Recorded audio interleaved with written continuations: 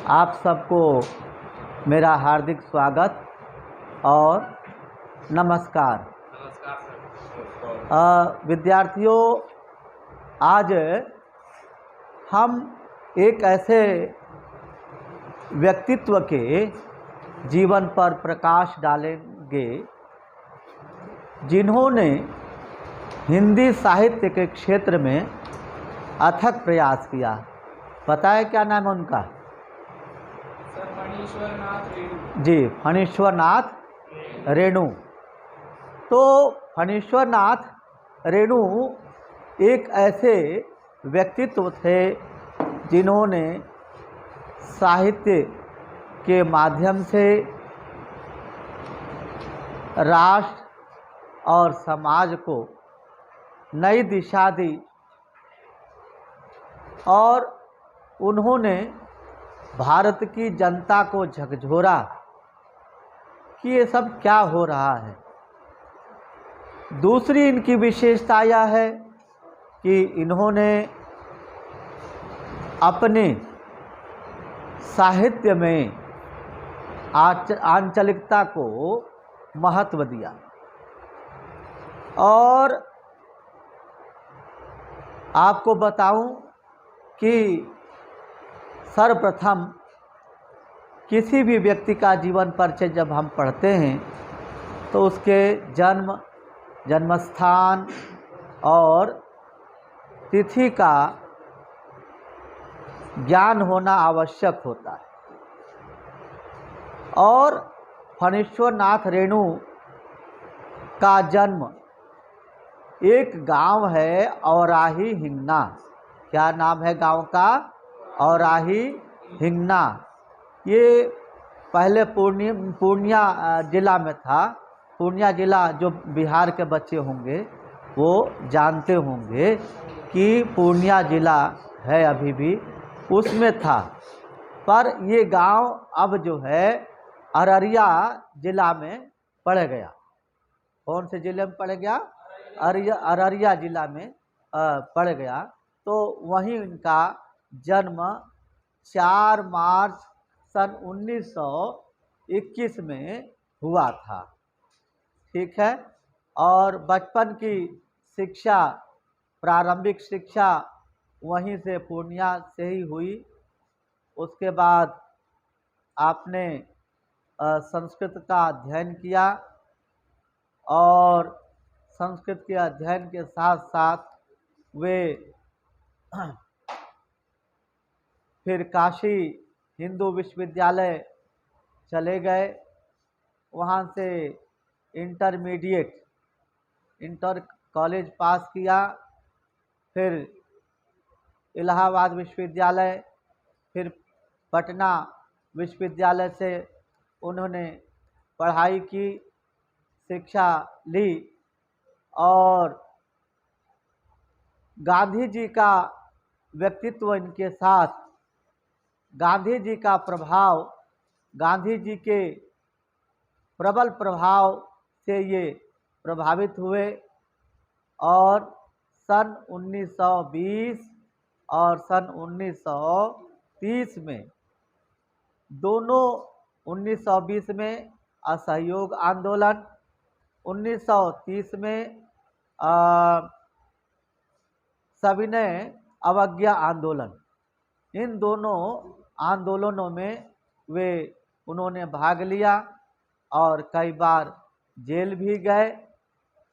और पटना छात्र संघ के साथ इन्होंने मिलकर के और जो सरकारी चीज़ें थी उनका बहिष्कार किया। बहिष्कार करके और ये इन्होंने देश को बचाने के लिए, राष्ट्र की स्वतंत्रता के लिए इन्होंने भी अथक प्रयास किया। और गांधी दर्शन को आप अपने साहित्य में दिखाते हैं। और प्यारे विद्यार्थियों, इनकी इसके बाद अनेक सम्मान मिला, उनको अनेक सम्मानों से सम्मानित किया गया। और बिहार जो भागलपुर यूनिवर्सिटी ने इन्होंने साहित्य रत्न का सम्मान दिया। और अनेक विश्वविद्यालयों ने इन्हें अनेक सम्मान दिए और उन सम्मानों से ऐसा पता चलता है कि आपने जो वास्तविकता जो दिखाई है हिंदी साहित्य के लिए बहुत अथक प्रयास है। ठीक नहीं? तो इस प्रकार से विद्यार्थियों आपने देखा कि अब हम दूसरे विषय पर चर्चा करते हैं। इनका जो कृतित्व है, कृतित्व क्या कि उन्होंने साहित्य के लिए क्या क्या कार्य किया। और इनका 1900 हालांकि 1936 से फणीश्वरनाथ रेणु जी ने लिखने लगे थे। कब से लिखने लगे थे? 1936 से। ठीक है, 1936 से फणीश्वरनाथ रेणु जी लिखने लगे थे। और पहली जो इनकी कहानी थी, पहले जो इनका साहित्य होता था ना बच्चों, इनका साहित्य जो है अपरिपक्व था, परिपक्व नहीं था। जैसे तुम लोग बचपन में इस समय जो कविता लिखते हो, क्या क्या लिख जाते हो, या कहानी लिखते हो, उसमें क्या क्या लिख जाते हो, सोच विचार नहीं कर पाते हो, क्योंकि ये तुम्हारी जो उम्र है ये अल्हड़ उम्र है, तूफानी उम्र है। तो इसमें आप सोच नहीं पाते हैं, इसीलिए आपकी जो ये परिपक्वता आपके साहित्य में नहीं बन पाती है। तो पहली इन्होंने कहानी लिखी थी बट बाबा। पहली कहानी इनकी क्या थी? बट बाबा। तो बट का मतलब होता बरगद, बरगद, बरगद का पेड़। हाँ, बट कहते हैं बरगद के पेड़ को। तो सब दो पेड़ बच्चों पुराने माने जाते हैं सबसे। आपको पता है कौन कौन सा दो पेड़ कौन कौन से पुराने माने जाते हैं और उनकी आयु भी बहुत लंबी होती है? बरगद और नहीं, बरगद और नीम नहीं। बरगद तो आपने बताया, एक पेड़ और है पीपल। गुड, पीपल है। पीपल जो है पीपल और बरगद दोनों जो है वरिष्ठ श्रेणी के वृक्षों में गिने जाते हैं। और इलाहाबाद में बरगद का पेड़ है, जहाँ पर बाबा तुलसी बैठ करके रामचरितमानस लिखा करते थे। तो उन्होंने कहा कि बट विश्वास अचल निज धर्मा, तीरथ राज समाज सुकर्मा। तो ये इस प्रकार से, खैर, तो बट बाबा के नाम से कहानी लिखी। और जो है फिर उसके बाद पहलवान का ढोलक। हाँ, और इस प्रकार से इन्होंने लगभग 10 पुस्तकें लिखी, उसमें अनगिनत कहानियाँ। और उसके बाद 1954 में, कौन से सन में? 1954 में एक इनका उपन्यास आया, मैला आंचल। सुना है नाम आपने? मैला आंचल। मैला आंचल जो है उपन्यास इनका आया, ये इससे प्रसिद्ध हो गए। और 1954 में ही इनको प्रेमचंद की उपाधि मिली। इनको कौन सी उपाधि से सम्मानित किया गया? प्रेमचंद।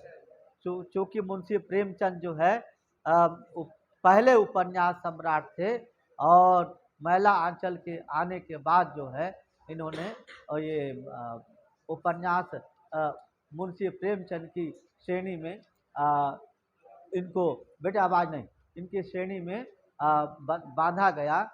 और उसके बाद मैला आंचल के बाद एक इनका कहानी संग्रह आया, अग्निखोर।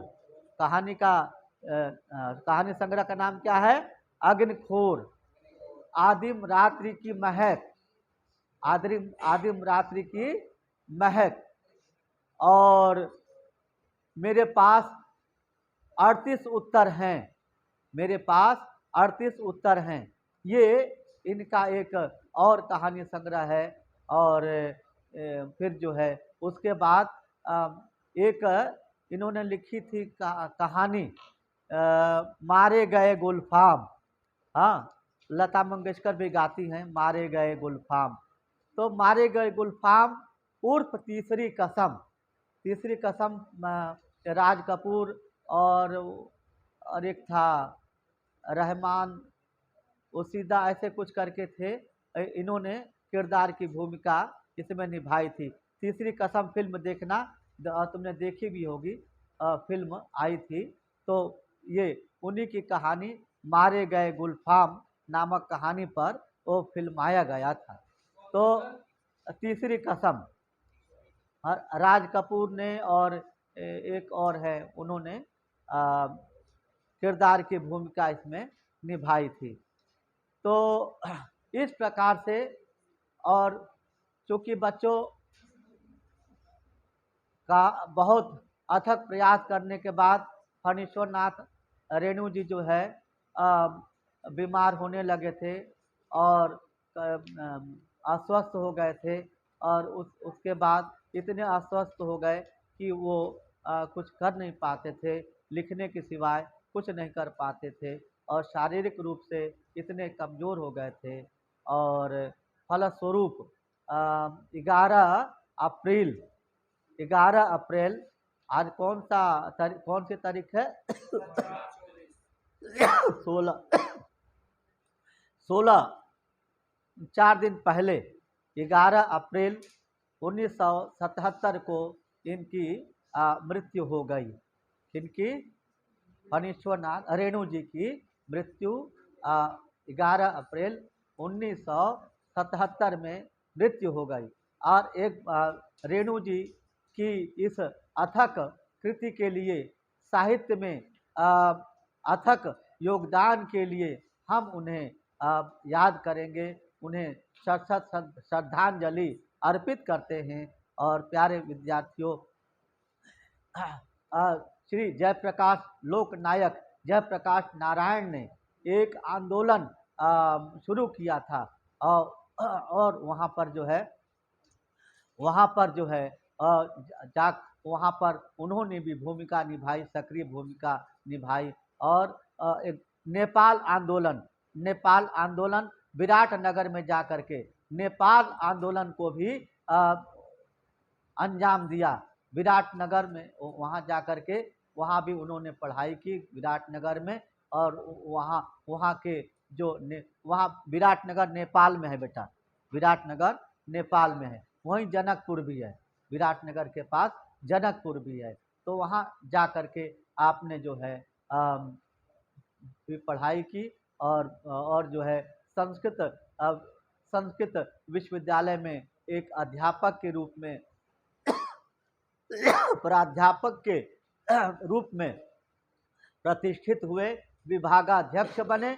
और उसके बाद जो है आपने अनेक पत्र पत्रिकाओं में अपने लेख लिखे। और संबदिया नामक कहानी जो आपकी अंतरा भाग 2 में है, संबदिया नामक कहानी, वो संबदिया नामक कहानी इन्हीं की लिखी हुई है। आपने 9वीं में पढ़ी होगी इस जल प्रलय में। क्षितिज भाग 1 में पहली दूसरी कहानी है इस जल प्रलय में। तो वो भी कहानी इन्हीं की लिखी हुई है। पंचलाइट कहानी इन्हीं की लिखी हुई है। पंचलाइट कहानी इन्हीं की लिखी हुई है, रेणु जी की ही कहानी लिखी हुई है। और देखिएगा कि आप जो है उसमें देखेंगे कि वो आंचलिकता की, जैसा पात्र होता है, ग्रामीण पात्र होता है, तो ग्रामीण पात्र की ही भाषा में बात करवाते हैं। ग्रामीण किरदार से ग्रामीण भाषा में, आंचलिक बोलियों में ही बातचीत करवाते हैं। और पढ़ने लिखने वाला पढ़ा लिखा व्यक्तित्व है तो उसको बिल्कुल सरल और हिंदी भाषा में, शुद्ध हिंदी भाषा में बातचीत करवाते हैं। तो प्यारे विद्यार्थियों, तो इस प्रकार से संबदिया वो कहते कि अरे राम सिंह पनिया आ रहलो है।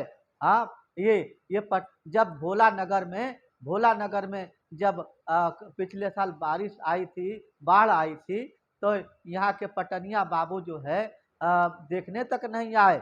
हाँ, तो ये सब ऐसे ऐसी ये ऐसे ऐसे वाक्य जो है फणीश्वरनाथ रेणु जी ने बोला है। तो इनकी भाषा शैली आंचलिक निष्ठ और सहज और सरल भाषा का प्रयोग, सरल और सहज शब्दों का प्रयोग, मधुर शब्दों का प्रयोग रेणु जी ने अपनी इस साहित्य में किया है, अपने इस साहित्य में। और ऐसे व्यक्तित्व को मैं बहुत बहुत हाथ जोड़ करके नमन करता हूँ और उनको श्रद्धांजलि अर्पित करता हूँ कि साहित्य के लिए उन्होंने अनेक योगदान दिए। और जो अगला मेरा शिक्षण कार्यक्रम होगा, अगला सत्र होगा, वो उस संवदिया नामक कहानी पर मेरा व्याख्यान होगा। उसको आप देखेंगे और सुनेंगे तो बहुत अच्छा रहेगा।